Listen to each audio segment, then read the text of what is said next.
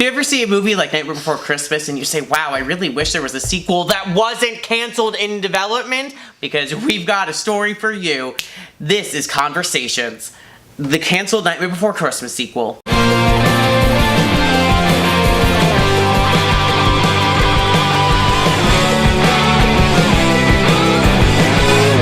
In 1982, Tim Burton wrote this wonderful piece of poetry called The Nightmare Before Christmas. And then he left Disney in 1984 for a variety of different reasons. And then went on to direct a whole bunch of different movies. And then came back to Disney. Jeffrey Katzenberg, who was in charge of Disney Animation at the time, said, yes, this will be great for the Disney Animation releases for the year. You have Black Cauldron, Oliver and Company, Little Mermaid, Rescuers Down Under, Beauty and the Beast, Aladdin. Well, have you noticed that in the Disney animation canon, there was not really one that came out in 1993. That's because Nightmare Before Christmas was supposed to be an animated movie. But then they realized something. It was dark and scary. What? And dark and scary and the Disney name don't really mix. But does anybody... See Black Cauldron for reference. Does anybody actually die in this movie compared to some of the others that had come out previously before that? Yeah, Oogie Boogie's entire body gets ripped to shreds on screen. Okay. And then screams. Like, every individual part of his body screams. Okay. Scary. Also, Santa Claus is kidnapped. Ooh, Santa Claus gets real angry at the end, though, and is like, my hat! But also, like the symbol of childhood innocence is kidnapped. So... Which leads for a great adventure. So, as the popularity of this film came about, and people started wanting more of it, recalling and it fondly, and saying, wow, this was such a fun movie where kidnapping and death and murder and by pulling of strings and bugs, all of the elements of your classic childhood, you say, wow, I think we should have a sequel. If you're going to make a sequel, at least make it a good one. Disney went crazy and said, sequels! Well, there were a lot of different elements in development, and there are a lot of things. When you look at a studio like Disney, there are always going to be like 20 projects in various stages of development.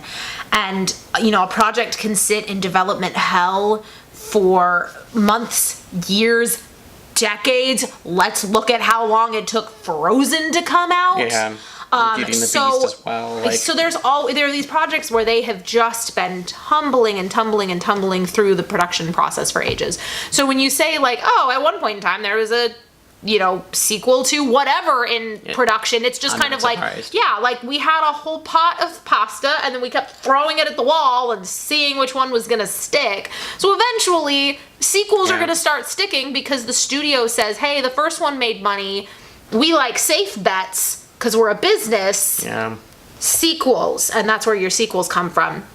So obviously Nightmare Before Christmas having a sequel in development at some point made sense. There were also, it had the appeal of being one of the more original intellectual properties that they had at their disposal. Classic fairy tales, you have to either start completely making things up or throwing things out if you want to continue to make them. Something like Black Cauldron, you're locked into the material that you adapted, so you only have... You say locked in. You have framework provided for you, and most people in a creative role really like to have that open-ended, we can do whatever we want with the story. So when you look at the fact that they said, let's do a sequel to Nightmare, it's like, well, this was a completely original property that we can work with, so we can do whatever we want to do with it because nobody knows where it's going. It's not based on a piece of history. It's not based on a piece of property that everybody is super familiar with. So in the late 90s and early 2000s, Disney really started to heavily think about doing a sequel to Nightmare Before Christmas. But they didn't want to do stop motion. They went back and forth of like, do we want to do stop motion? It's expensive, it's time consuming, or do we want to switch to CGI? Well, you can't really switch to CGI with something like this because it's so ingrained into the people's minds that this is a stop motion universe. It's a lot of the appeal of the film itself. They went back and forth with story plot ideas. Some of them as Jack goes into other holidays and tries to take over, learning absolutely nothing from what he learned from the first one, which sounds like a straight to Disney DVD sequel. Yeah, that's a bit too much of a recycle for me. So then we found out that there was a plot development that was a little different that I would personally enjoy seeing. I would have loved to have seen this.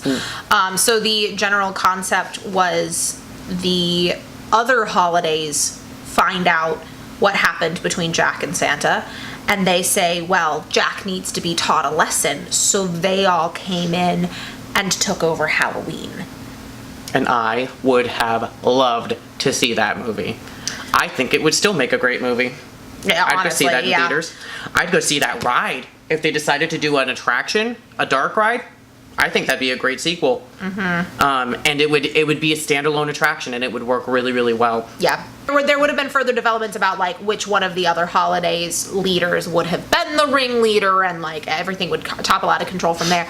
But in its most base framework, it would take the original plot and flip-flop. Now, there are other sequels that have been unofficially deemed the sequel. There are video games that have come out. You have things like Kingdom Hearts as well that you kind of The story has had a continued life of its own. Yep. When scripts are in development, there are a variety of different stories and plots that are running around. So there are probably more things that were in development that we even don't know about, and that you probably do, or that you don't know about, and that the people in the writing team, there's probably scripts in the Disney archives. If somebody has access to those and wants to give us those, that'd be great. I'm just kidding. It's hard because from an outside perspective, all we hear is this is a thing that was worked on, and we don't know any of the deep dark underside. We don't know who disliked who on the production, and who was gunning for one idea and who was gunning for another, and who got shot up and who got shot down, and like. Or you have things where you have 8 different scripts that people are working on, and Disney goes, let's compromise and make Brave. When you have so many things in development, what happens on one project is going to affect other projects. So if one project of a particular type fails, or with a particular person attached to it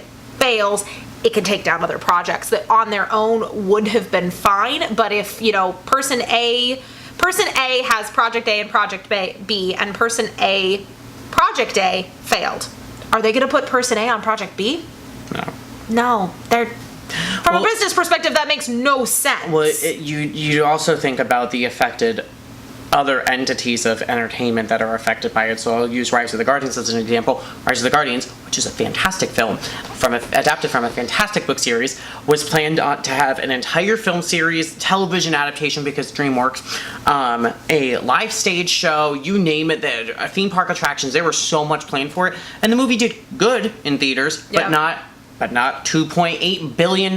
So DreamWorks went, that's it, everything else is canceled. Because I think marketing for films is a whole nother issue that's nobody knows how to do their job correctly on the marketing side of films. So there are a ton of other things that are affected if a film doesn't do well. That are not just it's an entire house of cards. It's all these little pieces of paper, and you take out one piece of paper and the whole thing just goes. Unless it's glued together.